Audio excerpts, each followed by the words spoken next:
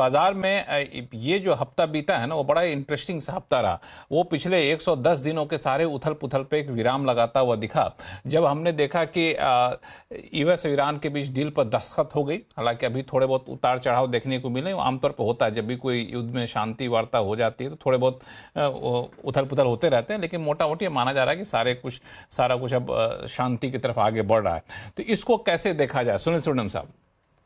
तो मैं मानता हूं कि देखिए, ये बहुत बड़ी रिलीफ है। और अब ये इस हफ्ते जो देखा हमने वो एक रिलीफ रैली था, मगर एक बुलिश रैली नहीं था। यानी इसमें क्या है, खास करके देखें तो इस हफ्ते में मार्केट हर दिन ½ %, 0.25% ऐसे ही बढ़ा है। और ये चारों इंडिसेस की बात है। और इसमें क्या है कि वो फ्राइडे को छोड़कर, पिछले फ्राइडे को जब 2 से 4% तक सभी इंडिसेस बढ़े थे, वो उस दिन एक बहुत बड़ा बदलाव हुआ। पर इस हफ्ता वो सस्टेन नहीं हुआ। तो मेरा मानना है कि अभी भी एफआईआईएस की रुझान बदली नहीं है। अभी भी, कल भी उन्होंने बेचा था, परसों 200 करोड़ खरीदा था।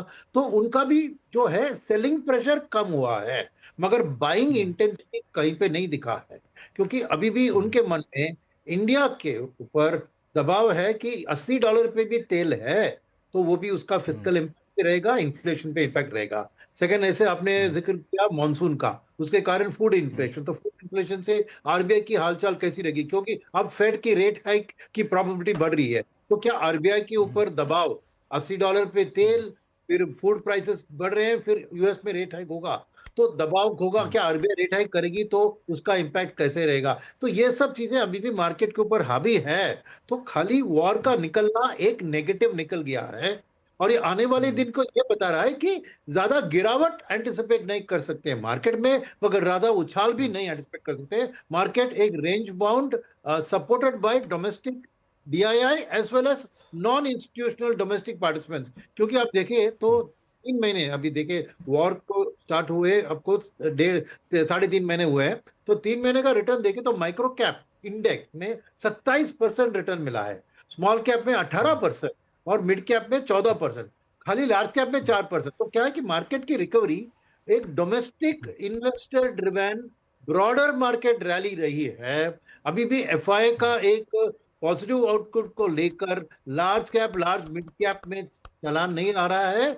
और वो मेरे लिए आने वाले दिन में वो ट्रैक करना जरूरी है। तो वॉर एक नेगेटिव हट गई, बस समझिए कि इससे एकदम नेगेटिव से एकदम पॉजिटिव तो नहीं बना है।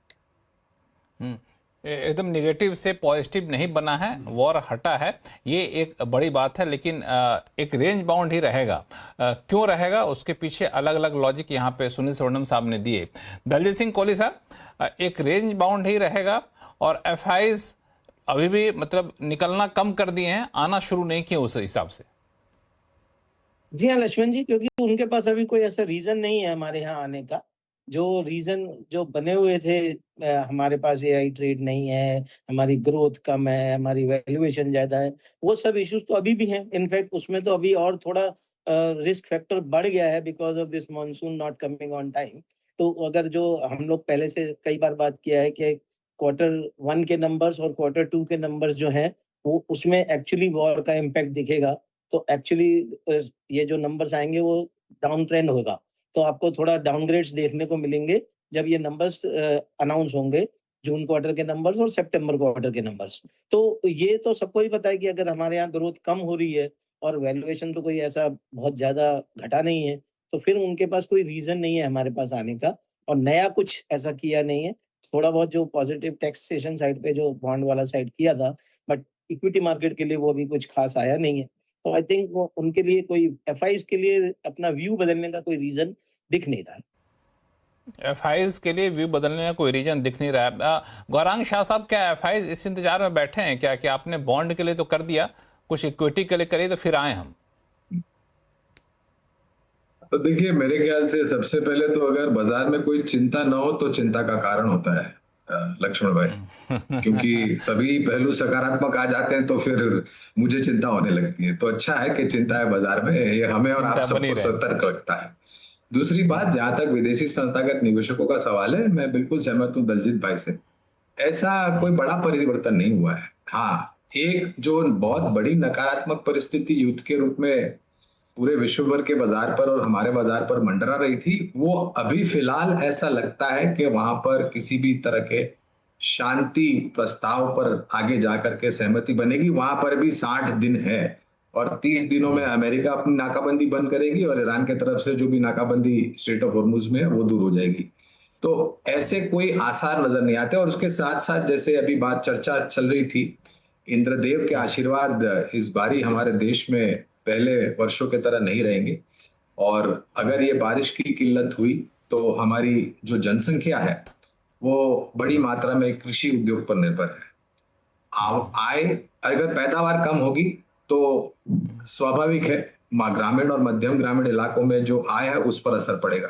आय पर असर पड़ेगा तो मांग पर असर पड़ेगा, मांग पर असर पड़ेगा तो खपत पर असर पड़ेगा, महंगाई दर पर असर पड़ेगा, विकास दर पर। तो हो सकता है, और अभी तो ये पहले के दिन है, अगर आगे आने वाले 15 दिनों में 20 दिनों में अगर बारिश जोर पकड़ लेती है, और बहुत जरूरी ये है फैलाव, वर्षा ऋतु का फैलाव किस प्रकार, डिस्ट्रीब्यूशन जिसे हम कहते हैं, तो उसके पश्चात। और अगर आपने जो बोला डेट मार्केट में, तो माननीय वित्त मंत्री जी श्रीमती निर्मला सीतारामन जी ने खुद एक समिट में ये कहा था कि ये तो शुरुआत है, आगे जाकर के जो भी अनिवार्य कदम होंगे और जो भी नियमों में परिवर्तन करना होगा वो हम करने का प्रयास करेंगे। तो ये उम्मीद लेकर के हम आगे चल सकते हैं ताकि थोड़ा बहुत और रुझान विदेशी संस्थागत निवेशकों का जो है वो सकारात्मक बन जाए। तारीख बताना और समय बताना मेरे ख्याल से ये किसी की भी लिए संभव नहीं है, ये बहुत मुश्किल है और ये निर्भर करेगा क्या बदलाव होता है, क्या बदलाव होता है। हालांकि इसमें दो चीजें हैं, गौरांग शाह साहब, आपने कहा बड़ी अच्छी बात की, और चिंताएं नहीं होती तो आपको टेंशन होने लग जाती है। तो मुझे याद आया कि हम लोग ऑर्गेनाइजेशन थ्योरी पढ़ा करते थे अपने कॉलेज के दिनों में, तो एक टेंशन थ्योरी एक थिंकर ने दिया था, शायद मैकलीलैंड कुछ नाम था उनका, तो बड़ा फेमस थ्योरी था कि अगर किसी ऑर्गेनाइजेशन में टेंशन ना हो तो उस ऑर्गेनाइजेशन का विकास रुक जाता है। तो ऐसे ही मार्केट की हालत है, अगर टेंशन ना हो तो मार्केट का ग्रोथ रुक जाता है। अनिल जी, इन्होंने एक चीज कही, वो है मॉनसून को लेकर के। मॉनसून को चूंकि अनुमान आ चुका है, बाजार के बारे में आप ही लोग क्या हमें बताया करते हैं कि हम लोग पहले से फैक्टर इन कर लेते हैं, तो बाजार क्या इसको फैक्टर इन नहीं कर लेगा अभी तक? देखिए, फैक्टर इन करने की कोशिश कर रहा है। अगर आपको याद हो लक्ष्मण जी, तो पिछले बार जब हम बैठे थे तो मैंने क्या कहा था कि पता नहीं क्यों भारतीय बाजारों पे ऐसा लग रहा है, स्टॉक मार्केट पे स्पेशली, कि एक के बाद एक कोई नया संकट जो है आता ही जा रहा है।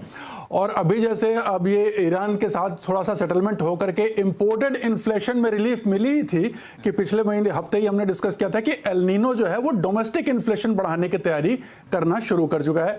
90% ऑलरेडी माना गया है कि इसका इंपैक्ट पड़ने वाला है।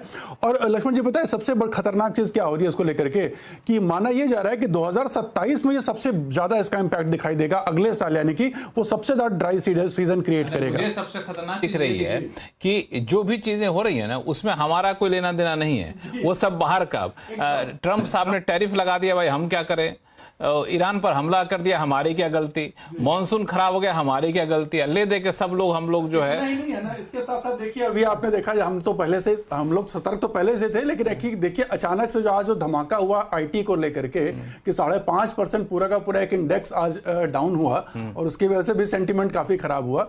लेकिन जो ये हमारी कोई गलती नहीं, इसमें भी हमारी गलती नहीं। वो एक्सेंचर का ग्रोथ ये कमजोर दिखा तो हम यहाँ पे नाराज हो गए और हमारे आईटी इंडेक्स गिरने लगे। अब इसीलिए मैं कई बार जो है, लोग हो सकता है कई लोगों को पसंद भी नहीं है, मैं कई बार यहाँ पे अपने वित्त मंत्री निर्मला सीतारमन जी का समर्थन भी करता हूँ। भाई उनको क्यों कोस रहे हैं, वो तो उन्होंने कुछ किया ही नहीं, जो किया तो ट्रंप साहब ने किया। अब बचाएं कितना बचा, अपने हाथ में बचाने के लिए हथियार भी उतने चाहिए ना। अब रही बात इसकी कि क्या एफआईआईज ने इसको प्राइसन या मार्केट ने पूरा प्राइसिंग कर लिया है क्या, तो इसका अंदाजा अभी लगा पाना थोड़ा सा मुश्किल है। लेकिन बाजार के जिस तरीके से हम लोग चाल देख रहे हैं कि मार्केट जिस तरीके से अगर देखें तो सेफर बेट्स की तरफ जा रहा है, जो डोमेस्टिक कंजम्पशन है उधर की तरफ आप देख रहे हैं थोड़ा सा ज्यादा डिमांड बन रही है। तो वो ये बता रही है कि अभी एक तो आईटी से बाजार दूर रह रहा है, और मान के ये चल रहा है कि एफआईआईज के पास, देखिए एफआईआईज वो देखिए एक बिजनेसमैन की तरह से सोचते हैं ना कि भाई हमें इस पैसे को कहां लगाने पर सबसे ज्यादा हमें बेनिफिट मिल रहा है। तो अभी इंडिया में उनको कोई वो कारण नहीं मिल रहा है कि किस सेक्टर में लगाएं जहां से उनको ज्यादा मुनाफा मिले। अभी उनको एआई की थीम मिली हुई है यूएस में, तो वहां पर वो लगा रहे हैं। वहां के मार्केट आप देखिए ऑल टाइम हाई पे जा रहे हैं। हम तो अभी प्रीवियस हाई को भी टच नहीं कर पा रहे हैं, अभी बड़ी मुश्किल से आज हमने 24,000 बड़ी मुश्किल से बचाया है, अदरवाइज लग रहा था कि 24,000 भी आज पार नहीं होगा। तो ये अब 2027 में जैसा कि अनुमान आ रहा है, और मैं काफ़ी समय से एल नीनो के ऊपर मैं रिसर्च कर रहा हूँ, आपको मालूम है ये बात, तो उसमें ये लग रहा है कि 2027 में इसका इम्पैक्ट बहुत तगड़ा होने वाला है, और उसको लेकर के हमारी इकोनॉमी पर कहीं ना कहीं एक डेंट की अनुमान जो है वो विदेशी निवेशक लगा रहे हैं, और इस नाते बड़े वो सतर्क हैं निवेश करने में।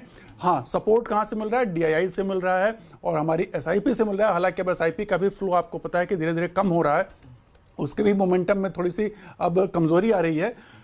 आराम कहाँ से? रिलीफ हमारे पास है मानसून के सीजन में, जो हम किसको बोलते हैं, इंडियन ओशन डायपोल जो है, IOD, यानी कि अरब सागर के बीच में जो घटना घटती है उससे हमको मानसून में थोड़ी रिलीफ मिल सकती है। वो थोड़ी स्कैटर्ड रिलीफ होगी, लेकिन जो मेजर इम्पैक्ट है वो अभी भी एल नीनो का बना हुआ है, और कहीं ना कहीं वो डर जो है लंबे समय तक के लिए एक नेगेटिव डेंट क्रिएट कर सकता है।